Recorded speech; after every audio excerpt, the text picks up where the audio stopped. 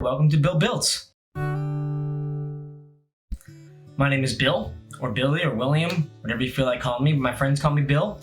Let's start off by telling you a little bit about myself. I am a hobbyist woodworker. I am a hobbyist electronics guy.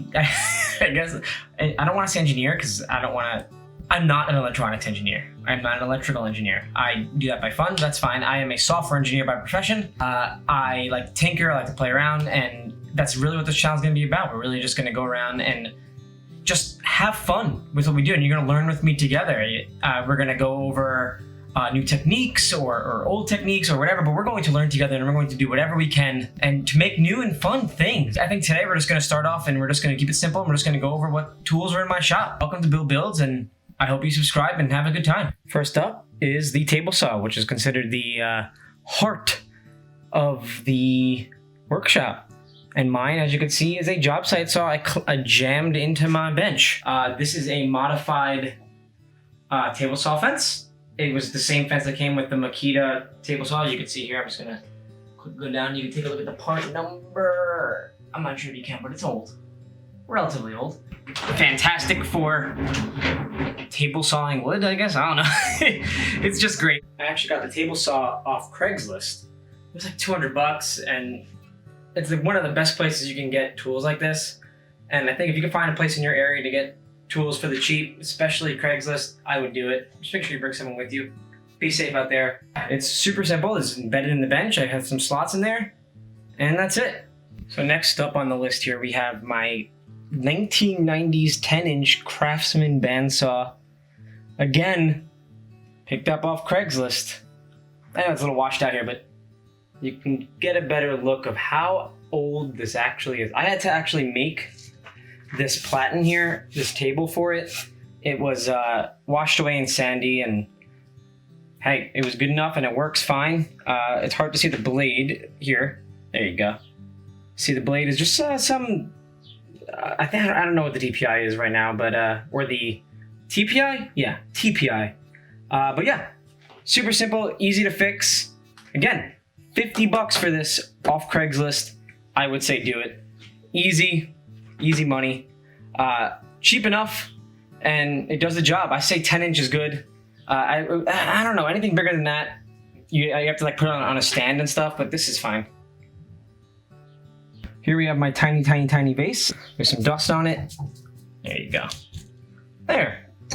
I wish I had a Moxon vise. I don't yet, but soon. It's made of cast iron, and it does the job for the most part. Mainly use it for pocket holes. Here we have my Wen bench grinder. It's come in handy when you need it. It has a wire wheel on one end, which I replaced. I have the other one in this drawer over here.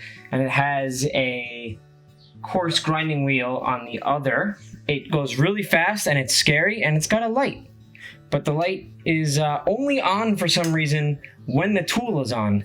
That is one thing I wish they would fix. Figure that out, because sometimes I just want the light on, right? If I need to set up something, I don't know. I feel like that's one of the biggest issues.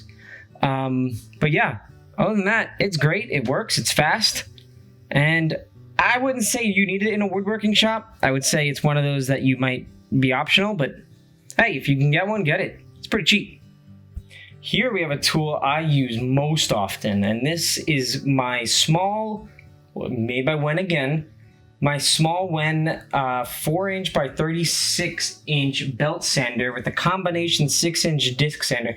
And this is great. The dust collection is rather adequate for what it does. As you can tell, it's not too dusty next to it, but it is great. It's pretty fast, quick, easy to change the belt. The table, I have a problem with the table.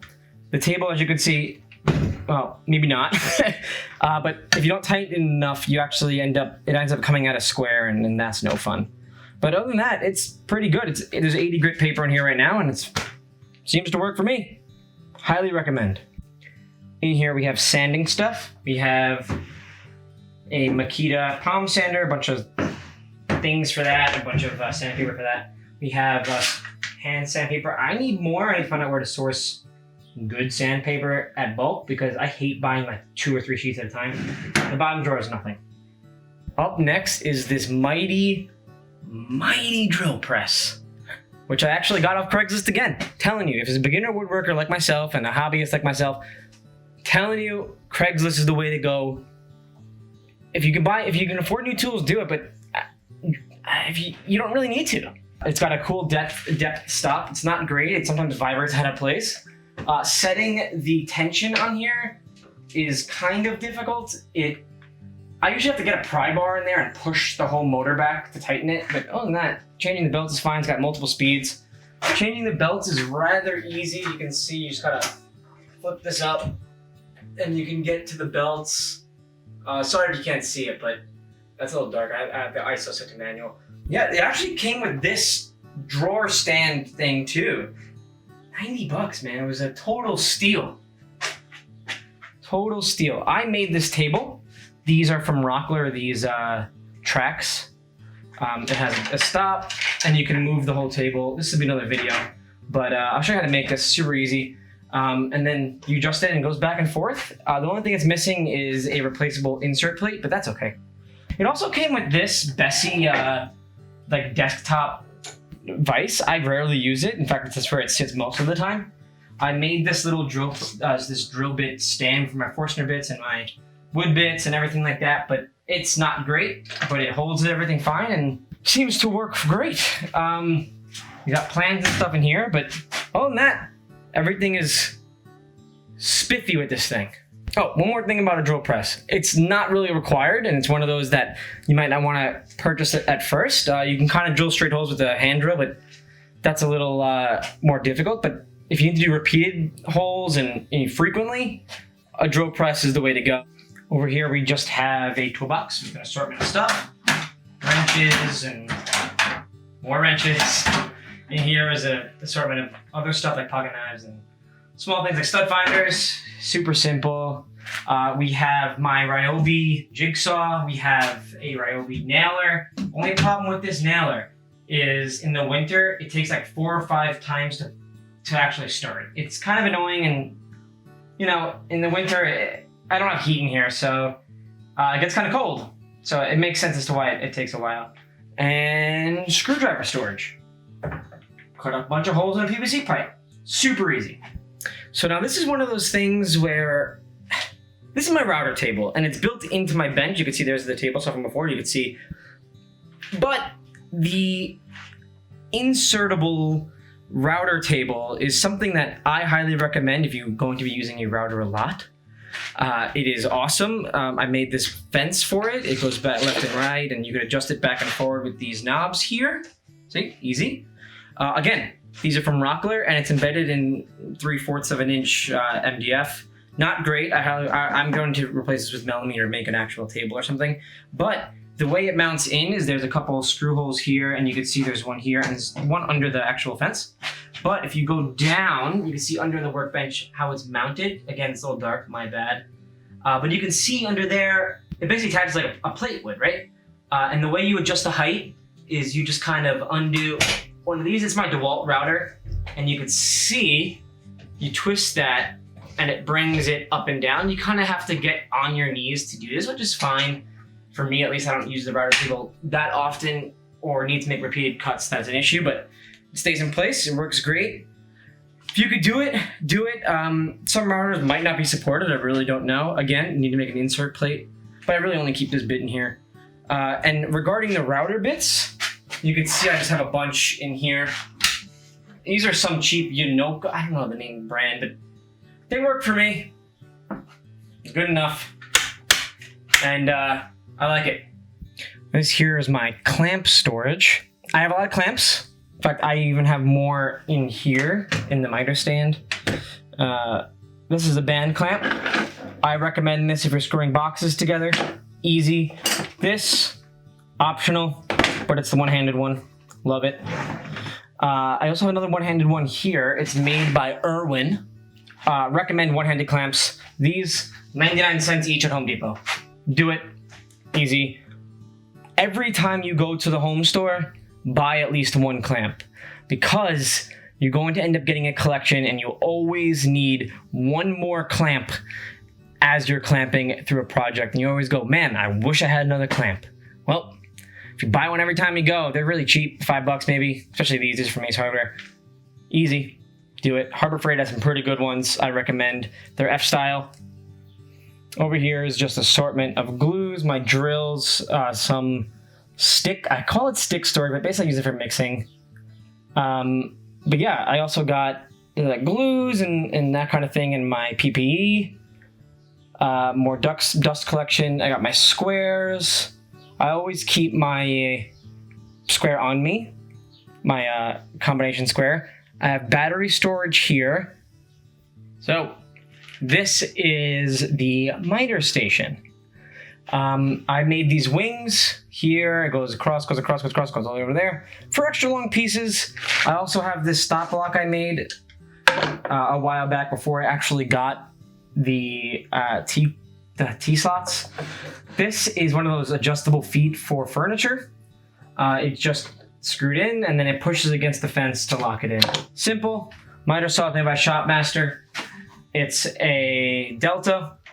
You can see where it is in location. The dust collection goes straight up. And yeah, it's very nice. I highly recommend making these. Please, if you're going to use a miter saw, make these wings. It makes it much safer as well as being able to accommodate larger pieces of wood. This is only it's a 10-inch, but it only cut, I think the maximum cutting depth is like 6 inches or something. I don't know. It's fine. It's good for what I use for. The rest I just use my table saw. And this is my wood storage. I added this way too late in the game here. I had this shop. I've been moved to this house about 2 years ago. I only added it in like a couple months ago, and this has been a game changer. I still have to figure out, maybe it'll be a video in the future, but I need to figure out plywood storage and like sheet goods. As you could tell, I had a bunch of stuff on the floor. Again, this is stuff I need to figure out what I'm going to do. If you have any ideas, put it in the comments below because I need to figure out what to do with this. Maybe you guys have ideas because I don't. But yeah, this is great. Long storage, shorter storage, and then you can even sneak in even shorter storage here. Great. It's a great addition to the shop. The dust collection starts here with the rigid 5 horsepower shop vac. We have the Dust Cyclone by Oneida. There you go. It goes into the bucket that it provides. Comes out the tube. Comes up. Goes up through here. This is all 2-inch PVC. Goes through here. And now if we go through, you can see it breaks off here into this 3D printed glass gate. I can provide those designs down below if you need them. Goes down into the table saw. Again, it's a little bright. It's the windows are right here. But it goes into another one of those glass gates for the table saw. We don't really need the table saw to be constantly active, so we have one there. Goes through here. This is another Rockler hose. Very great. Love this. It's for cleaning up the table when needed. Goes through here to another glass gate. You can see the PVC is a little loose because I need to figure that out. Has a brush. And then this thing is another thing by Rockler. It basically is like a dust sweep, and you push anything from your table into it and it goes in. And you don't always need this active, so we have a glass gate on it as well.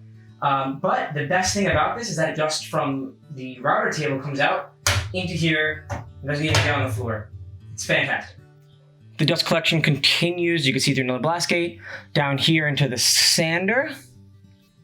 Comes up, goes around, down, no blast gate there, and into the miter saw. It works really well, and I have it on a remote switch. Boom. That I have in my apron. I just click the button, and it turns the whole thing on and off. That's it.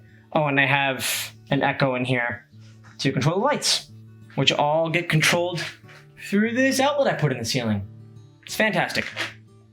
Well, there you have it. That's my shop. It's very small. It's a 1-car garage. I did what I could with the space, and I'm always going to keep expanding it. You know, whenever I get a new tool, I got to find out where to put things. Like over here, I haven't used the space yet, but there is a possibility of me expanding the shop a little bit into there. We're just like, what, 10 square feet? But still, there is place, there is time, and you know, buy tools as you need them. Don't just buy tools. So that's my philosophy, and it should be most of yours.